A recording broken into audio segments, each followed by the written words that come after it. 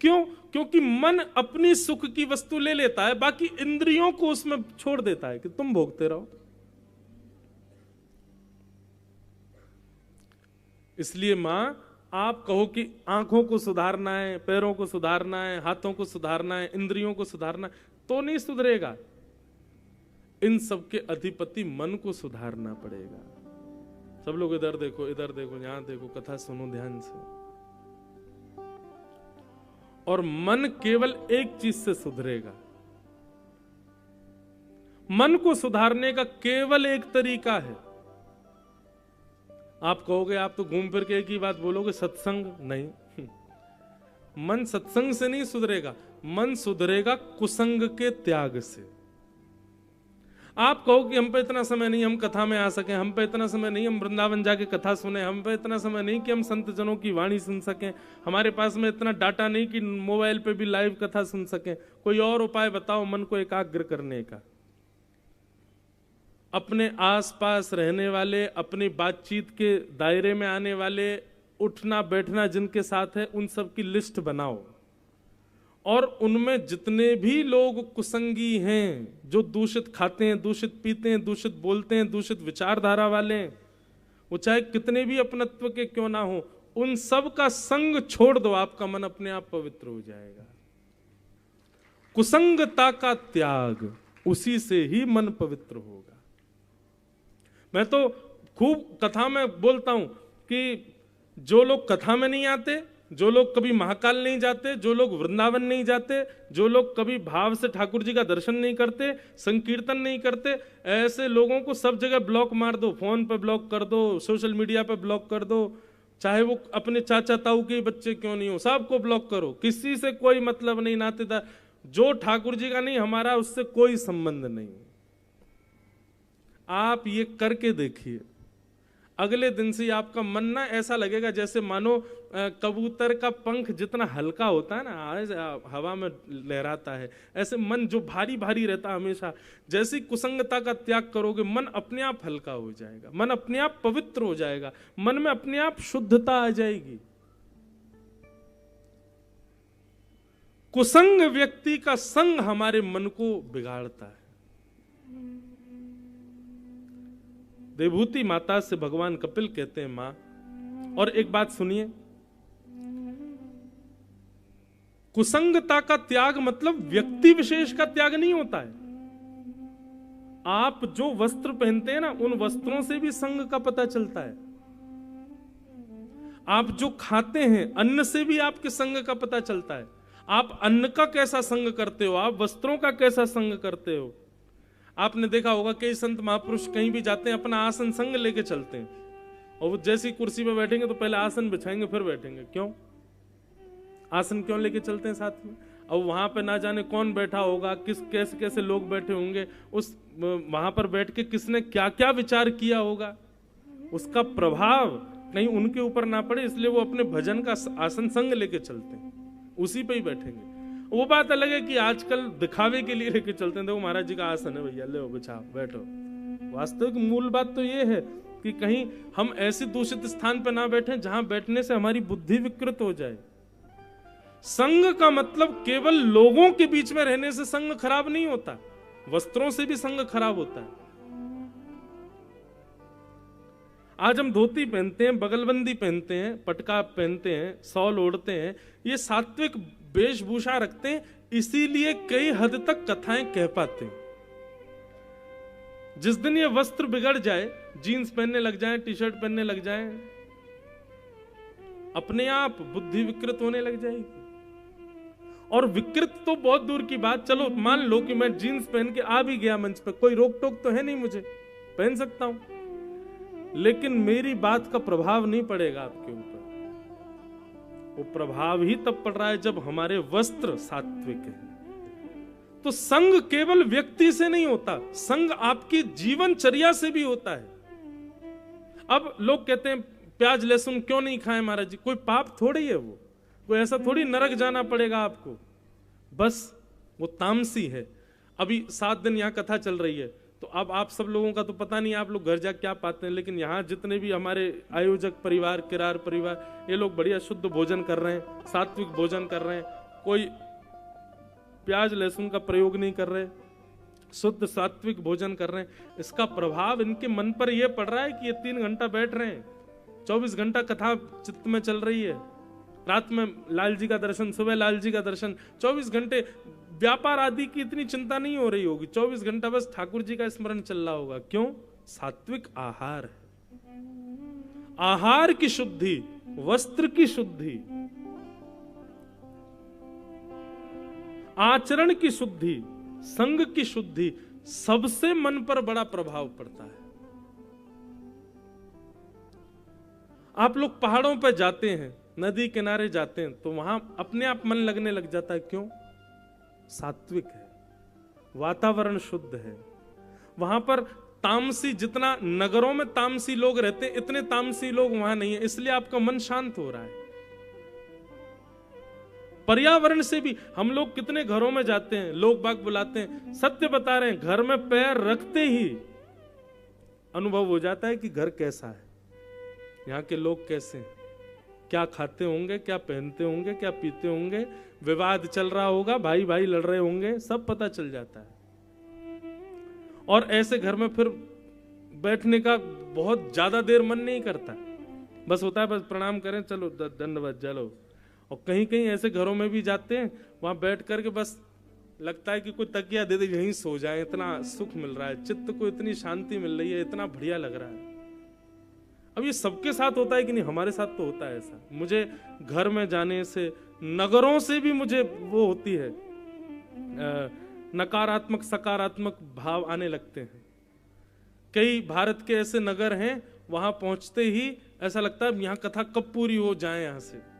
और कई नगर ऐसे, वहां ऐसा लगता है कि अरे 8 दिन हो गए पूरे, अरे और 10-15 दिन और कथा चलती रहती, आनंद आता। ये सब संग दोष है, और इन सब की शुद्धि से मन पवित्र होता है मां। लेकिन हम इतना तो नहीं सुधार सकते कि भाई वस्त्र भी सुधार लें, सब कुछ सुधार, कम से कम इतना तो सुधार कर सकते हैं कि ऐसे व्यक्ति का संग त्यागो जो ठाकुर जी से संबंध नहीं रखता, जो ठाकुर जी की कथा से संबंध नहीं रखता। यहां से प्रारंभ करो। और भगवान कपिल कहते हैं ये 5 लक्षण जिसमें हो उसका संग करो। कौन कौन से 5 लक्षण? कि तितिक्षवः कारुणिका सुहृद सर्वदेहिनां अजात शत्रवः शांता साधव साधुभूषणा। बहुत ध्यान से सुनिएगा। सबसे पहला लक्षण बताया तितिक्षु। तितिक्षु का मतलब होता है सहनशील, जो कि आज की डेट में कोई भी नहीं है, कोई सहनशील नहीं है। दूसरा लक्षण कारुणिका, सब पर दया करने वाला। तीसरा लक्षण सुहृदः सर्वदेही नाम, सबका भला चाहने वाला। चौथा लक्षण अजात शत्रु, किसी से शत्रुता ना करने वाला। और 5वां लक्षण शांता, मौन रहने वाला। ये 5 लक्षण जिसमें हो मां उसका संग करो।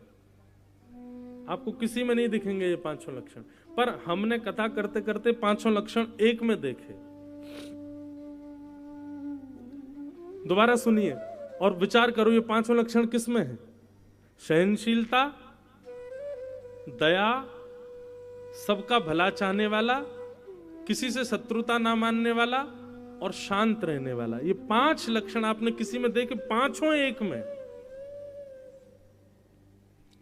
नहीं, पर कथा करते करते हमको एक में ये 5 लक्षण दिखे, और वो है जगत जननी श्री गौ माता। गैया में ये 5 लक्षण होते हैं।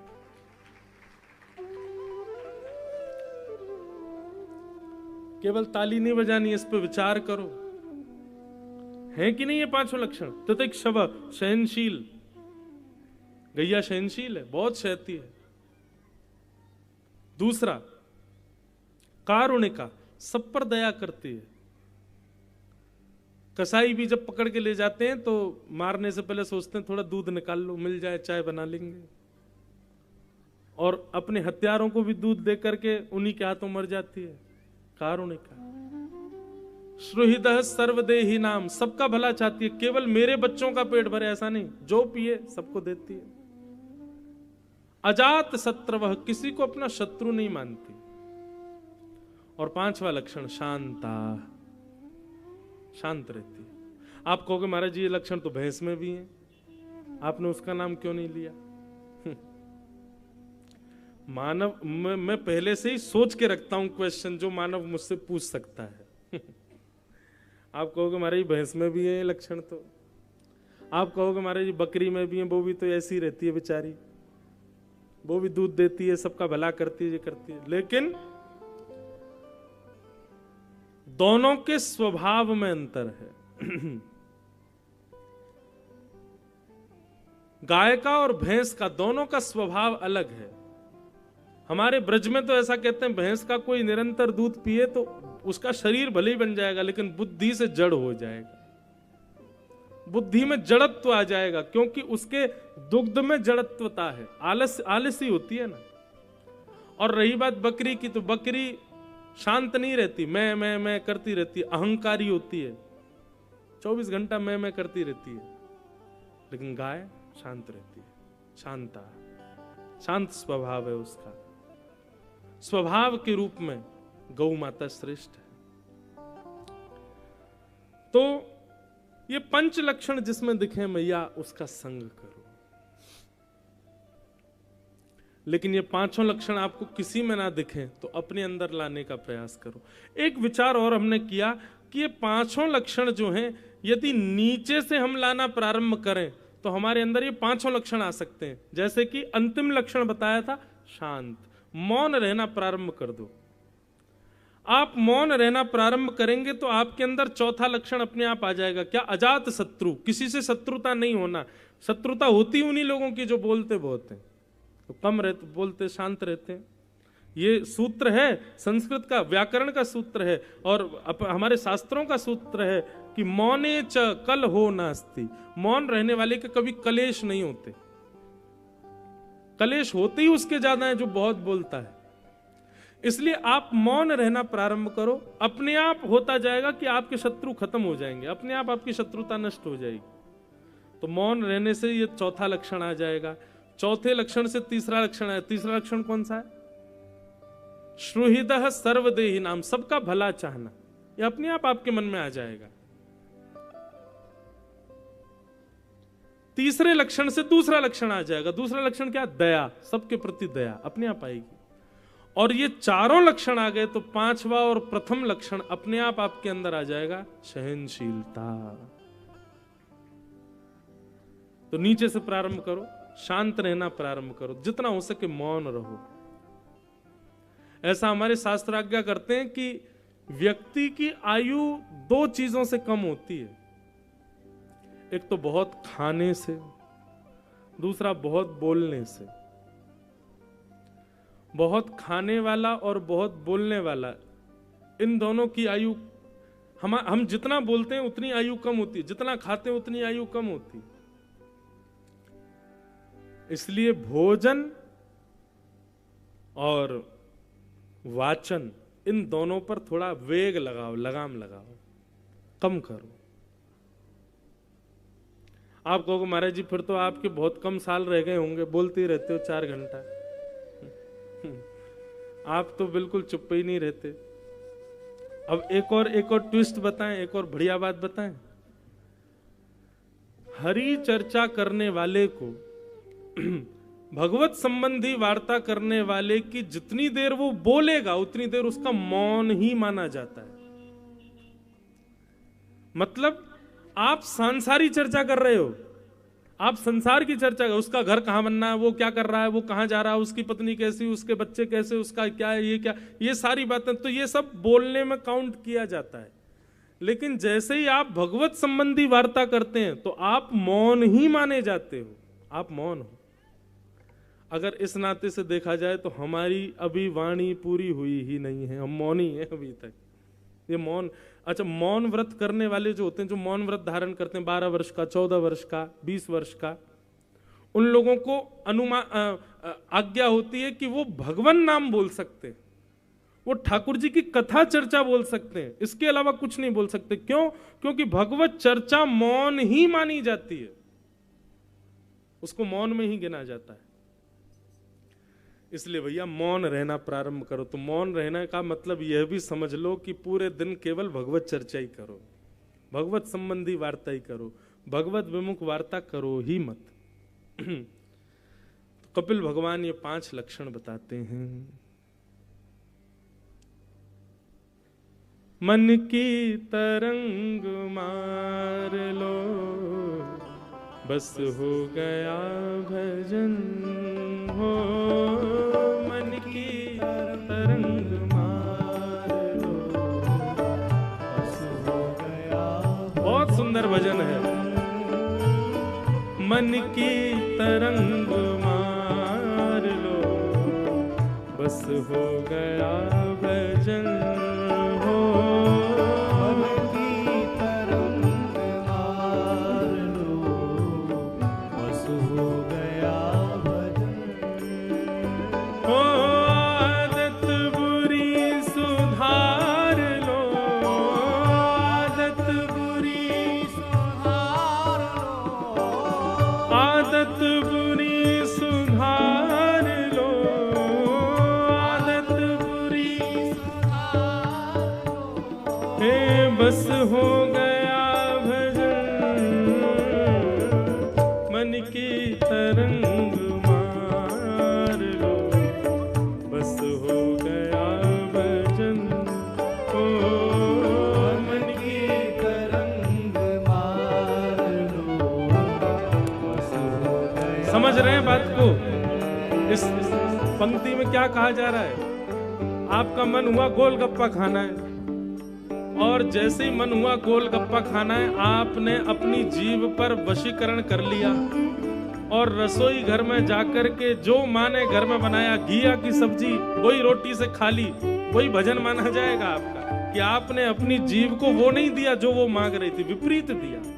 मन की तरंग मार लो, बस हो गया भजन। हमारे पूज्य पिताजी महाराज कथा में कहते हैं, देखना इंद्रियों के ना घोड़े भगे, कब इनमें हरदम जो संयम के कोड़े पड़े। अपने रथ को सुमार्ग लगाते चलो, कृष्ण गोविंद गोपाल गाते चलो। सुख में फूलो मती, दुख में भूलो मती, प्राण जाए मगर नाम भूलो मती। काम की वासना को मिटाते चलो, कृष्ण गोविंद गोपाल गाते चलो।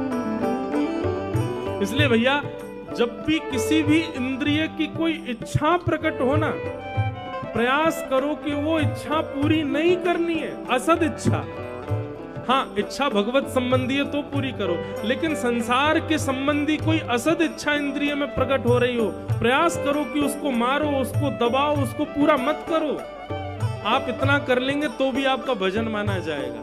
मन की तरंग मार लो, बस हो गया भजन हो। मन की तरंग मार लो, बस हो गया भजन। हाँ, कोई तुम्हें बुरा कहे, सुनकर करो क्षमा। कोई तुम्हें बुरा कहे, सुनकर करो क्षमा। कोई तुम्हें बुरा कहे, सुनकर करो क्षमा। कोई तुम्हें बुरा कहे, सुनकर करो क्षमा। अपनी वाणी का स्वर संभाल लो, अपनी वाणी का स्वर संभाल लो, अपनी वाणी का स्वर संभाल लो, अपनी वाणी का स्वर संभाल लो। ओ बस हो गया भजन हो, वाणी का स्वर संभाल लो, बस हो गया भजन। किसी ने आपसे बुरा कहा, किसी ने आपको गलत कहा, पर प्रत्युत्तर में आपने कुछ गलत नहीं किया, बस वही भजन माना जाएगा आपका। वाह, संभाल लिया तुमने अपने आप को, रोक लिया अपने आप को, नियंत्रित कर लिया अपने आप को, बस यही भजन है। अपनी वाणी का स्वर संभाल लो, अपनी वाणी का स्वर संभाल लो, बस हो गया भजन। वाणी का स्वर संभाल लो, बस हो गया भजन। ओ मन की तरंग मार लो, बस हो गया भजन। मन की तरंग मार लो, बस हो गया भजन। नजरों में तेरी दोष है, दुनिया निहारते, नजरों में तेरी दोष है, दुनिया निहारते। नजरों में तेरी दोष है, दुनिया संवारते, नजरों में तेरी दोष है, दुनिया संवारते। क्या होता है कथा में कई बार व्यास जो होते हैं वो मानव का अवगुण बताते हैं कि मानव के अंदर ये अवगुण होता है, ये अवगुण होता है। तो हमारा स्वभाव क्या होता है, हम अपने अंदर नहीं देखते, बगल वाले को बोलते हैं देख तेरे अंदर ये कमी है जो महाराज जी बता रहे हैं, हमने तुझसे कभी बोली नहीं लेकिन ये तेरे बारे में ही बोलना ही है। हम दूसरों में दोष देखते हैं, अपने अंदर नहीं देखते। एक बात बताएं, देवताओं में और राक्षसों में अंतर क्या है? उनकी नजरों में अंतर है। देवता जो हैं वो अधम से अधम में भी सद्गुण देखते हैं, इसीलिए वो देवता हैं। और राक्षस जो हैं वो प्रभु श्री राम में भी दोष देखते हैं, इसीलिए वो राक्षस हैं। कहने का अभिप्राय, जो सब में दोष देखे वो राक्षस है, और जो सब में गुण देखे वही देव है। इसलिए भैया सब में गुण देखो, सब में अच्छाई देखो, सब में भलाई देखो। अच्छा क्या है? एक व्यक्ति बोला महाराज जी आप कथा बहुत बढ़िया करते हो। मैंने कहा अच्छा, पर बीच बीच में अपनी जुल्फियां बहुत काटते हो, ले मुंह में वो दोष दिख गो तो है। तो कई लोग दोष दृष्टि रखते ही हैं, वो सब में ही दोष देखते हैं। ऐसा नहीं, किसी और के अंदर दोष नहीं है। नजरों में तेरी दोष है, दुनिया निहारते, नजरों में तेरी दोष है, दुनिया निहारते। ओ समता का अंजन डाल लो, समता का अंजन डाल लो, हाँ समता का अंजन डाल लो,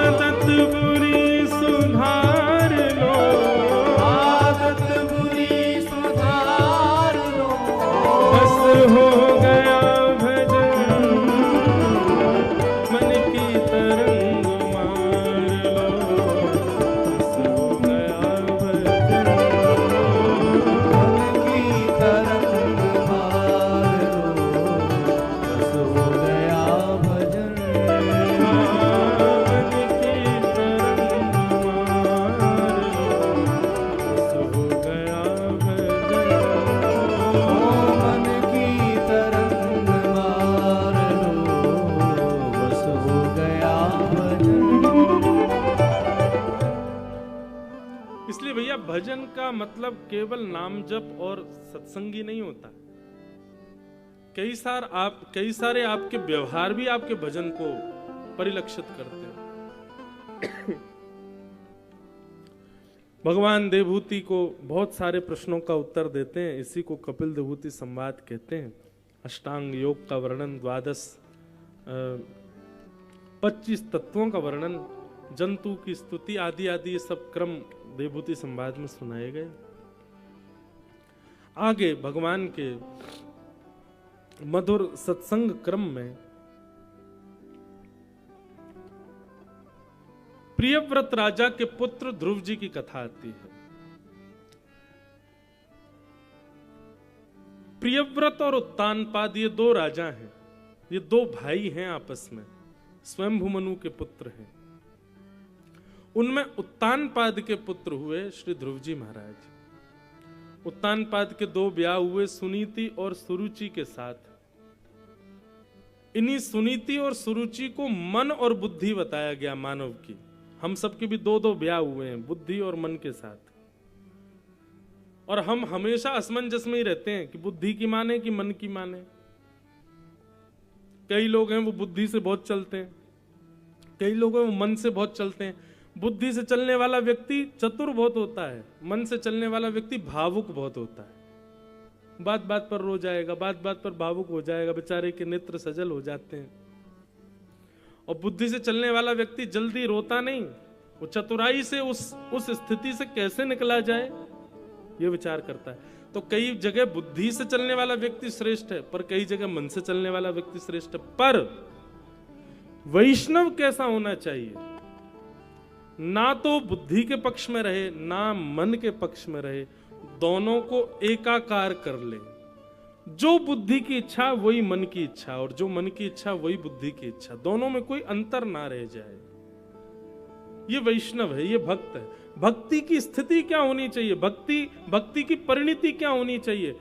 आप यदि अभी भी असमंजस में हो और आप खूब भजन करते हो, लेकिन असमंजस में विचार नहीं कर पा रहे कि क्या करूं क्या ना करूं, बुद्धि कहती है ऐसा करो, मन कहता है ऐसा करो, तो अभी आपका भजन नहीं है। भजन श्रेष्ठ कब मानो? जब मन और बुद्धि में कोई भेद ही नहीं रह जाए, दोनों एक ही स्वर अलापें। जो बात मन में आ जाए उसको बुद्धि स्वीकार कर ले तुरंत, तब समझो आप साधक हो, आप भजनानंदी हो, आप भक्त हो। भक्ति की स्थिति यहीं तक है।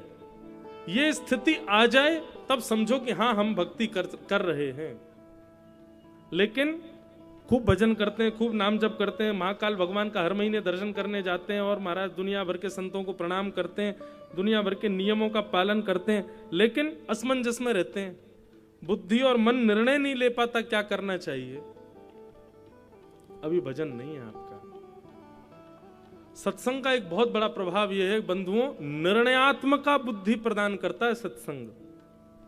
मतलब निर्णय क्या लेना है, कब लेना है, कैसे लेना है, ये सत्संग करने वाले व्यक्ति को बहुत सरलता से आ जाता है। इसलिए सत्संगी बनो, खूब भजन ठाकुर जी का करो, खूब कथा सुनो, श्रवण करो, कथाएं हो, संतों को प्रणाम करो। सत्संग का फल यही है, निर्णयात्मका बुद्धि। तो उत्तानपाद राजा अपनी छोटी पत्नी के प्रति ज्यादा आकर्षित थे। हम लोग भी ऐसे ही हैं, हम भी मन के प्रति ज्यादा आकर्षित रहते हैं, बुद्धि के प्रति कम आकर्षित रहते हैं। अच्छा, बुद्धि और मन का एक रूप तो मैंने बताया कि चतुर और भावुक। एक तरफ बुद्धि और मन में अंतर यह है कि बुद्धि श्रेष्ठ है और मन विकार युक्त है। कैसे? बुद्धि सदैव आपको वो काम करने के लिए कहती है जिसमें आपको परिश्रम करना पड़ता है, और कई बार मन आपको वो काम करने के लिए आज्ञा करता है जिसमें आपको आराम करना होता है। मन आराम की ओर ले जाता है, बुद्धि मेहनत की ओर ले जाती है। पढ़ने वाले बच्चे जो होते हैं, जो पढ़ाई कर रहे हैं, निश्चित है कि वो पढ़ इसलिए पाते हैं क्योंकि बुद्धि की मानते हैं। मन की मानने लग जाए तो पढ़ ही नहीं पाएंगे, क्योंकि मन तो कभी पढ़ाई में लगता ही नहीं है। पढ़ने के लिए मन तो कभी आज्ञा करता ही नहीं है। आप एग्जामिनेशन हॉल में इसलिए बैठे हो क्योंकि बुद्धि आपको लेके आई है। उस समय यदि आपसे कह दिया जाए जो तुम्हारा मन हो वो करो, क्या करेंगे? हम घर पे सोएंगे, हम क्यों जाएं पेपर देने? पेपर देने गए ही बुद्धि की मान करके। तो ये बुद्धि और मन जो है ना बड़ी असमंजस है, बड़ी मतलब दुविधाजनक स्थिति प्रकट करते हैं ये, और इन्हीं की वजह से मानव जो है वो दुविधाओं में रहता है। आध्यात्म क्या करता है, भक्ति पथ क्या करता है, मन और बुद्धि दोनों को एक कर देता है, फिर असमंजस नहीं रहती, फिर दो ऑप्शन नहीं आएंगे आपके आगे, एक ही ऑप्शन आएगा और वही करना है आपको। यह आध्यात्मिक होने का फल है। उत्तानपाद राजा छोटी पत्नी के प्रति ज्यादा आकर्षित होने की वजह से बड़ी पत्नी का त्याग कर दिया। छोटी पत्नी के पुत्र हुए उत्तम, बड़ी पत्नी के पुत्र का नाम हुआ ध्रुव। ध्रुव जी ने कभी अपने पिता को देखा नहीं, मां ने कभी उनको मिलवाया भी नहीं। क्या बताएं, अभी छोटा बालक है, थोड़ा बड़ा हो जाएगा तब बताएंगे सब बात। लेकिन एक दिन छोटे से ध्रुव से उसके सब मित्रों ने पूछा, ध्रुव तुम्हारी मां तो हमने देखी, पिता कौन? ध्रुव जी महाराज बोले, भैया ये पिता कौन होते हैं? बोले कि भैया हम सबके माता पिता हैं, तुम्हारे पिता कौन है बताओ। ध्रुव जी ने आज जाकर अपनी मां से पूछा, मां मेरे पिता कौन है? ये सुनकर के आश्चर्यचकित हो गई ध्रुव जी की माता जी, और आज ध्रुव जी को एक राजमहल दिखाया और कहा इस महल में जो राजा है ना ध्रुव, वही तुम्हारे पिताजी। हम उनके साथ क्यों नहीं रहते? बोले बेटा जब तू बड़ा होगा ना, थोड़ा अभी तू पढ़ाई पर ध्यान दे, अभी बाकी क्रिया, जब बड़ा होगा तब बताएंगे। मां की बात मान करके ध्रुव जी शांत रहे, लेकिन मन में इच्छा प्रकट होगी, मैं भी तो देखूं मेरे पिता कैसे हैं। जैसे ही राजभवन में प्रवेश करके अंदर जाके देखा तो राजा उत्तानपाद की गोद में छोटी मां का बेटा बैठा था। और बालकों का एक स्वभाव होता है कि अपने माता पिता की गोद में कोई और बालक बैठे, ये उनसे सहन नहीं होता। ध्रुव जी एक बाल बुद्धि होने की वजह से क्रोध में भर करके अपने पिता के पास जाने लगे, मैं बैठूंगा, मेरे पिता हैं, मैं उनकी गोद में बैठूंगा। इतने में छोटी मां ने रोक दिया, कहां जा रहे हो? बोले पिता की गोद में बैठने। बोले वो तुम्हारे पिता हैं पर मैं तुम्हारी मां नहीं। वन में जाके भजन करो, भगवान से प्रार्थना करो, वरदान मांगे। वरदान मांगने को जब भगवान कहें तो उनसे कहना मेरा जन्म छोटी मां के गर्भ से हो, जब मेरे गर्भ से जन्म लेके आओगे तब बैठोगे इस राज्य गद्दी पर। बंधुओं ये मन है, छोटी पत्नी, ये कई बार भगवान की सत्ता को भी अपने से नीचा दिखा देती है। जैसे कि हम सबको पता है कि सब जगह भगवान है और भगवान सब देख रहा है, लेकिन फिर भी हम पाप क्यों कर देते हैं? गलत करने वाला व्यक्ति, क्या उसको पता नहीं है कि भगवान देख रहे हैं? उसको पता होता है भगवान देख रहे हैं, लेकिन वो सोचता है कर दो, क्या फायदा, जो होगा देख लेंगे, कर लो। ये कौन करवाता? बुद्धि कभी नहीं करवाती ये काम, ये मन करवाता है। सब लोग इधर देखो, यहां देखो, इधर देखो। बीच में कथा में कोई भी आए जाए या कोई आवाज करे, हम डिस्ट्रैक्ट नहीं होते तो आपको भी नहीं होना चाहिए। जैसे व्यास जी कथा सुना रहे हैं वैसे श्रोताओं को सुननी चाहिए।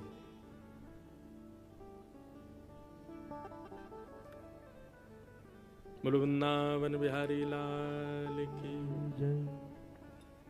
क्या बता रहा था मैं? कहां चल रही थी कथा? इतने लोग बैठे, कोई तो बताओ। हाँ, तो मन कई बार वो क्या है ना कि एक धारा चलती है, उसमें बीच में रुकावट आती, फिर मेरी वो धारा कहीं और चली जाती है। इसलिए मैं बार बार कहता हूं शांत रहो, कुछ मत बोलो, देखो कथा सुनो, कोई मत उठो ना बैठो, बस कथा सुनो। तो मन कई बार क्या करता है कि भगवत सत्ता को भी आपकी दृष्टि में नीचा दिखा देता है। पाप जितने भी लोग करते हैं वो मन के आश्रय में आके ही करते हैं, बुद्धि से कभी नहीं करते। उनका मन ऐसी आज्ञा कर देता है, अरे जो होगा सो देख लेंगे, तो कर दे एक बार। और तभी वो भगवत सत्ता को भूल करके पाप कर देते हैं। ये मन का स्वभाव है। मन जब दूषित होता है तो ठाकुर जी की स्थिति को भी नीचा दिखा देता है, ठाकुर जी की स्थिति को भी धूमिल कर देता है।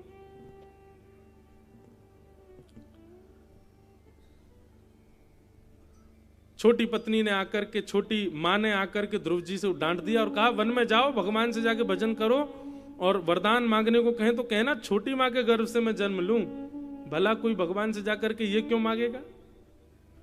ठाकुर जी जब मिल जाएंगे तो सीधा आदमी यही नहीं कह देगा मुझे राजा बना दो। लेकिन उनकी स्थिति देखो, वो कह रही है कि भगवान से जाके कहना तुम मेरे गर्भ से जन्म लो, मतलब मेरे गर्भ से जन्मा बालक ही बैठेगा यहां पर। अपनी सत्ता को भगवान से ऊंचा बता रही है, ये मन है। ध्रुव जी महाराज रोते रोते अपनी मां के पास गए। मां ने कहा बेटा क्यों रो रहे हो? ध्रुव जी ने शिकायत नहीं की, ध्रुव जी ने कुछ नहीं बताया। ऐसी परवरिश है ध्रुव जी की कि ध्रुव जी के साथ कुछ भी हो जाए वो मां से कभी शिकायत नहीं करते। बंधुओं, चुगली करना और बालकों को शिकायत करना सिखाना भी नहीं चाहिए माताओं को, इस पर ध्यान रखना चाहिए थोड़ा। आप कहेंगे तो क्या बालक को हम बिल्कुल वो बना दें, वो मन ही मन में रोता रहे, मन ही मन में रखे? नहीं, ऐसा नहीं कह रहे हम। पर जो छोटी छोटी बातों को भी जाके माता पिता से कह देते हैं ना, ऐसे बालकों का आगे चल करके बुद्धि का विकार दूषित हो जाता है। थोड़ा अपने स्तर पर सुलझाने का बल मिले बालकों को, ऐसा बनाओ कि अपने स्तर पर ही छोटी छोटी बातों को तो समझा लिया करें, सुलझा लिया करें। सब बातें माता पिता से ना कहा करें। ध्रुव जी महाराज कुछ नहीं बोले, बस रोते रहे, अपने आप को छुपाते रहे, छोटी मां की शिकायत नहीं की। तभी एक दासी ने आकर के बताया, बोले आज राजभवन में ऐसा ऐसा हुआ, ध्रुव जी जा रहे थे, छोटी मां ने कह दिया वन में जाओ, भगवान का भजन करो, उनसे कहो मेरी गर्भ से जब तुम्हारा जन्म होगा तब बैठोगे। आहा, ध्रुव जी की मां ध्रुव जी के पास गई, उठा करके अपनी गोद में बैठाया, बोले रो क्यों रहे हो? छोटी मां ने गलत कहा, छोटी मां ने डांट दिया, छोटी मां ने तुमको बुरा कहा, इसलिए तुमको बुरा लग रहा है? क्या बुरा कहा? अच्छा तो कहा छोटी मां ने। बेटा मैं तो तुझे सत्संग में ले जाती हूं, कथाओं में लेके जाती हूं, मंदिर लेके जाती हूं, पर छोटी मां ने तो सीधी आज्ञा कर दी भगवान के पास ही चले जाओ। कितनी अच्छी है वो। बेटा उनके प्रति शिकायत की भावना नहीं, ऐसी दूषित भावना नहीं, बल्कि तुम तो वन में जाओ, भगवान का भजन करना, और सुनो एक बार छोटी मां को प्रणाम करके जाना। कैसी मां है ध्रुव जी की। ध्रुव जी महाराज छोटी मां के पास गए, जाकर के दंडवत साष्टांग प्रणाम किया और पूरे परिवार को प्रणाम करके निकल गए वन की ओर। 4.5-5 वर्ष के ध्रुव जी महाराज वन में जा रहे हैं।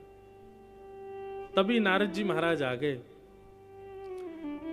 बंधुओं, हमारे गुरुदेव कहते हैं और शास्त्र भी आज्ञा करते हैं कि नारदो देव दर्शन।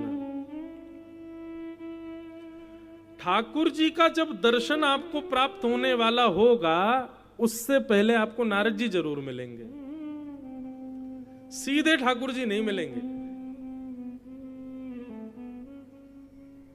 राष्ट्रपति से पहले उनका पीए जरूर मिलेगा, ऐसे भगवान से पहले नारद जी मिलेंगे। हमने एक बार अपने गुरुदेव से पूछा, मैं तो नारद जी हमको कैसे पता चले ये नारद जी हैं? उन्होंने बहुत सुंदर उत्तर दिया, बोले कि नारद जी कोई रूप से नहीं पहचाने जा सकते। बोले नारद कौन? बोले जिनकी वाणी को देवता भी कभी रद्द नहीं कर सकते, वो है नारद। और जिनकी वाणी सुनकर के नेत्र बंद हो जाएं, हृदय में ठाकुर जी की छवि प्रकट होने लग जाए, समझ जाना वो वक्ता ही नारद है। मतलब हमारे गुरुदेव ने स्पष्ट किया कि जरूरी नहीं अब जैसे हम कथा कर रहे हैं तो आप सबके लिए हम नारद नहीं, यहां बैठे हजारों लोगों में 2-3 के लिए नारद हो सकते। क्यों? क्योंकि वाणी का प्रभाव उनके जीवन पर पड़ रहा है और वो अपने जीवन में भक्ति को प्रकट कर रहे हैं, ठाकुर जी की सेवा को प्रकट कर रहे हैं, ठाकुर जी के प्रति और अग्रसित हो रहे हैं। उनके लिए हम नारद का काम कर देंगे। तो वक्ता भली भांति वाणी से प्राप्त हो जाए तो समझ जाना यही नारद है, यही नारद। ये मिल गए तो ठाकुर जी अब मिलने वाले हैं बस। प्रयच्छति गुरु प्रीतो वैकुंठम योग दुर्लभम। नारद जी महाराज मिले। नारद जी ने आकर के ध्रुव जी को 12 अक्षर मंत्र दिया। नमो भगवते तुभ्यं वासुदेवाय धीमहि प्रद्युम्नाय निरुद्धाय नमः शंकर्षणाय च। ओम नमो भगवते वासुदेवाय। ये 12 अक्षर मंत्र नारद जी ने श्री ध्रुव जी महाराज को प्रदान किया। ध्रुव जी ने जाकर के इस 12 अक्षर मंत्र से खूब ठाकुर जी का यजन किया। 1 महीने तक ध्रुव जी महाराज 3 दिन कुछ नहीं खाते और चौथे दिन केवल कपित्त फल खा करके भजन करने लगे। 1 महीने तक ऐसा किया। दूसरा महीना प्रारंभ हुआ, ध्रुव जी अब 6 दिन तक कुछ नहीं खाते। 6 दिन बाद केवल पत्ते खा करके और जल पी करके भजन करते हैं। तीसरा महीना प्रारंभ हुआ, ध्रुव जी अब 9 दिन तक कुछ नहीं खाते, केवल जल पी के भजन करते हैं। चौथा महीना प्रारंभ हुआ, अब ध्रुव जी महाराज जल पीना भी बंद कर दिया, केवल 12 दिन में एक बार श्वास लेते हैं, हवा पी करके भजन कर रहे हैं। पहले महीने में 3 दिन का व्रत, दूसरे महीने में 6 दिन का व्रत, तीसरे महीने में 9 दिन का व्रत, चौथे महीने में 12 दिन का व्रत। और व्रत का भी नियम कैसा कि पहले तो फल खाना शुरू किया, पहले महीने में फिर फल छोड़ दिया, फिर पत्ते खाने शुरू, फिर तीसरे महीने में पत्ते भी छोड़, जल पी के रहने लगे। चौथे महीने में तो केवल वायु पर आ गए, वायु पी करके भगवान का भजन करने लगे। 5वां महीना प्रारंभ हुआ, ध्रुव जी महाराज बोले ठाकुर जी आ नहीं रहे मुझसे मिलने के लिए। तो 5वें महीने में ध्रुव जी महाराज अब कोई व्रत नहीं किया, सीधे अपनी श्वास कोई वशीकृत कर लिया। बोले अब मैं श्वास ही नहीं लूंगा तब तक जब तक ठाकुर जी नहीं आएंगे। भजन करने लगे। 4.5 पौने 5 वर्ष का बालक, देवताओं में हाहाकार मच गया, दौड़ करके भगवान के पास गए। बोले भगवान जल्दी चलो इसको दर्शन देने के लिए। कितनी सुंदर भक्ति कर रहे हैं, कितनी सुंदर भजन कर रहे हैं, भगवान श्वास रोक ली है, कहीं छोटा बालक है, दम ना घुट जाए, प्राण ना निकल जाए, आप जल्दी चल करके इस बालक को दर्शन दीजिए भगवान। भगवान ने गरुड़ जी को बुलाया, शंख चक्र गदा पद्म धारण किए, तुरंत चतुर्भुज नारायण विराजे। और ये नहीं कहा कि चलो लाल को दर्शन देने चलते हैं, बल्कि ऐसा कहा चलो गरुड़ जी, ऐसे ध्रुव जी का तो हम दर्शन करने जाएंगे, ऐसे भक्त के तो हम दर्शन करने जाएंगे। और गरुड़ पर विराजमान होकर के भगवान पधार गए। अब यहां प्रश्न आता है, भागवत जी के अनुसार ध्रुव जी को 4.5 वर्ष की आयु में 5 महीने की तपस्या से भगवान मिल गए। बोले महाराज जी पहले तो ये क्लियर करो, ठाकुर जी की तपस्या में अवधि कितनी होनी चाहिए? 1 महीना, 4 महीना, 1 साल, 2 साल? भगवान की प्राप्ति के लिए उम्र कितनी होनी चाहिए? 4.5 साल के ध्रुव जी को मिल गए भगवान। ये सब बातें क्लियर करिए। आयु कितनी होनी चाहिए ठाकुर जी को, अवधि कितनी लगती है, ठाकुर जी का भजन के लिए व्रत कितना जरूरी है, ये सब बातें बताइए। देखो बंधु, आयु कितनी है जरूरी नहीं, आपकी तपस्या कितने महीनों की है जरूरी नहीं, आप व्रत में कितनी वस्तुओं का त्याग करते हो जरूरी नहीं, आप नाम जप कौन सा करते हो जरूरी नहीं, आपके गुरु कौन है जरूरी नहीं, आप पवित्र कितने हो जरूरी नहीं। श्री प्रहलाद जी महाराज अपने प्रहलाद जी के प्रसंग में श्री प्रहलाद जी कहते हैं कि न दानम न तपो निज्य न शौचम न व्रतानि च प्रीयते मलया भक्त्या हरिरन्य विडम्बनम। प्रहलाद जी कहते हैं दान करने से भगवान नहीं मिलेंगे, न दानम, तपस्या करने से भगवान नहीं मिलेंगे, न तप, न एज्जय, एज्जय कहते हैं यज्ञ को, खूब यज्ञ करने से भगवान नहीं मिलेंगे, न दान से मिलेंगे, न तप से मिलेंगे, न यज्ञ से मिलेंगे। चौथा कहते हैं ना शौचम, शौचम कहते हैं पवित्रता। 3 बार दिन में नहाओ, पवित्र रहो, शुद्ध रहो, अपरस में रहो, गीले कपड़े पहन के रहो, ये मत छुओ, वो मत छुओ, अरे मुझसे दूर रहो। भगवान मिलेंगे? नहीं मिलेंगे। न दानम न तपोनिज्य न शौचम न व्रतानि च, ना ही ठाकुर जी 30 दिन के महीने में 20 दिन व्रत करने से मिलेंगे। तो फिर ध्रुव जी को कैसे मिल गए भगवान? ध्रुव जी की भक्ति में ऐसा क्या है कि ठाकुर जी इतनी जल्दी प्रसन्न हो गए 5 महीने में? भगवत प्राप्ति की उत्कंठा। क्या है?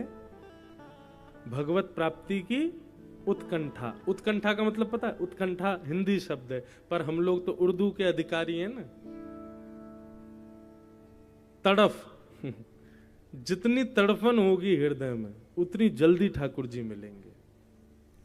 आप भजन क्या करते हो, आप नियम क्या करते हो, आप व्रत कितने करते हो, आप नाम जप कौन सा करते हो, आप पवित्र कितना रहते हो, आप व्रत कितने करते हो, आप यज्ञ हवन कितने करते हो, इससे कोई फर्क नहीं पड़ता।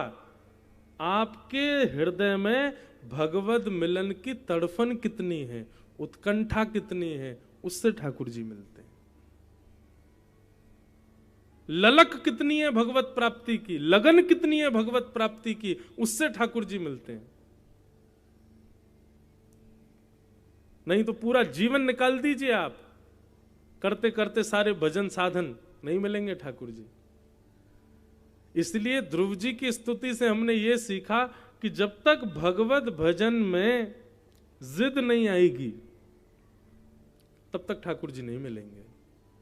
जब तक आप जिद्दी नहीं बनोगे ठाकुर जी से, ठाकुर जी मिलना ही पड़ेगा आपको मुझसे, तब तक नहीं आने वाले ठाकुर जी। हम लोग जिद्दी होके कथा सुनते हैं ना,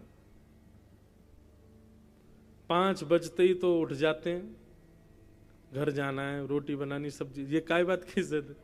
ये कोई समय के बंधन में बंध के कथा थोड़ी सुननी है हमें।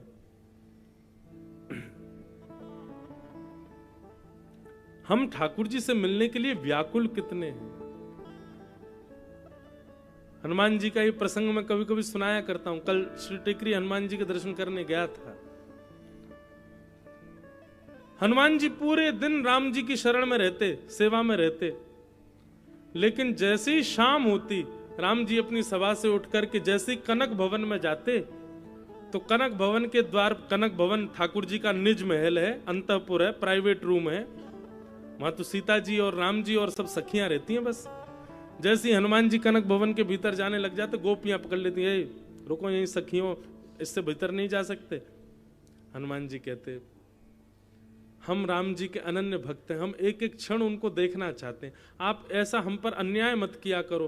पूरी रात हमको बिना राघवेंद्र सरकार को देखे हम कैसे व्यतीत करते हैं हम ही जानते हैं, आप कृपा करिए, किसी दिन हमारे प्राण निकल जाएंगे, आप हमको रात में जाने दिया करो भीतर। सखियां बोली, हनुमान जी पूरे दिन रहो आप साथ में, पूरे साल रहो साथ में, लेकिन सूर्यास्त के बाद सूर्य उदय तक, तब तक आप नहीं रह सकते। अरे ये सब कनक भवन की सखियां हैं, या सखियां और केवल सिया जी रह सकती हैं भीतर, पुरुष का प्रवेश वर्जित है। तो हनुमान जी रोते, हे विधाता तुमने हमको पुरुष क्यों बनाया, हमको सखी बना देते, हमको स्त्री बना देते। ये सखियां बढ़िया हैं, पूरे दिन भी राम जी को देखती हैं और रात में भीतर अंतःपुर में भी देखती हैं, हम पुरुष क्यों बन गए। राम जी की याद में हनुमान जी पूरी रात कनक भवन की देहरी पर रोते रहते। अरे भाई रुदन तो तब मानो ना, 1 आध वर्ष के लिए ठाकुर जी कहीं गए हो, बस रात भर के लिए गए, रात भर में रोने लग जाते। हनुमान जी पूरी रात रोते, और जैसे सूर्य उदय होता हनुमान जी नाचने लग जाते, अब राम जी आएंगे, अब बाहर आ रहे होंगे, अब राघवेंद्र सरकार दिखेंगे। और जैसे ही कपाट खोल करके राम जी बाहर आते, सोई हनुमान जी लिपट जाते। हनुमान जी के आंखें लाल, हनुमान जी को अपने हृदय से लगाते। राम जी बोलते, तुम रात भर सोए नहीं? बोलो भगवान,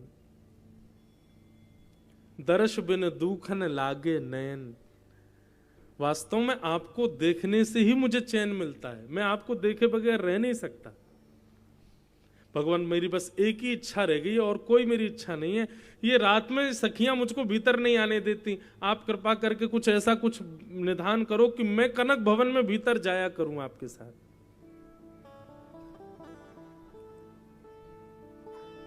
राम जी बोले यहाँ की तो हमारी नहीं चलेगी, यहाँ तो सीता जी से आपको प्रार्थना करनी पड़ेगी। हनुमान जी बोले वो तो हमसे बहुत लाड करती हैं, मान जाएंगी। बोले कर लो प्रार्थना। जैसे ही हमारी जानकी जी किशोरी जी बाहर आई, हनुमान जी चरणों में लिपट गए। जानकी जी ने खूब सहलाया। कहो हनुमान। बोले माँ हमको आपसे एक वरदान चाहिए। बोले क्या? बोले रात्रि भर के लिए राम जी हमसे दूर हो जाते हैं, हमारी नेत्र तड़पने लग जाते हैं, प्राण निकलने को होते हैं, आप कृपा करिए ना, कनक भवन के अंतःपुर में हमको ले चला कीजिए। सीता जी बोली नहीं नहीं ऐसा नहीं हो सकता भैया, ये अंतःपुर है, यहाँ पर केवल हम और श्री राघवेंद्र सरकार रहते हैं और 2-4 सखियां रहती हैं, उसके अलावा कोई नहीं जा सकता। हनुमान जी बोले तो फिर वो दिन दूर नहीं कि आप दोनों सवेरे कनक भवन से बाहर आए तो हनुमान जी आपको मिलेंगे ही नहीं। आपकी और श्री राघवेंद्र सरकार के वियोग में कहीं मेरे प्राण ना निकल जाएं, मैं रात भर नहीं सह पाता हूं, कृपा कीजिए मुझ पर।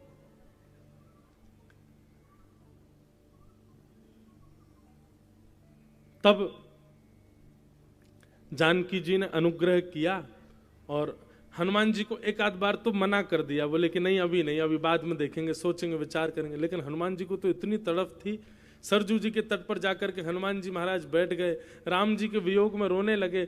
जैसे ही नेत्रों के अश्रु बिंद ने सरजू जी में प्रविष्ट किया, अश्रु बिंद जैसे ही सरजू जी में गया, अयोध्या जी से लेकर के और मान सरोवर तक सरजू जी के संपूर्ण जल उष्ण हो गया, भाप बन के आकाश में उड़ने लगा, गर्म हो गया महाराज।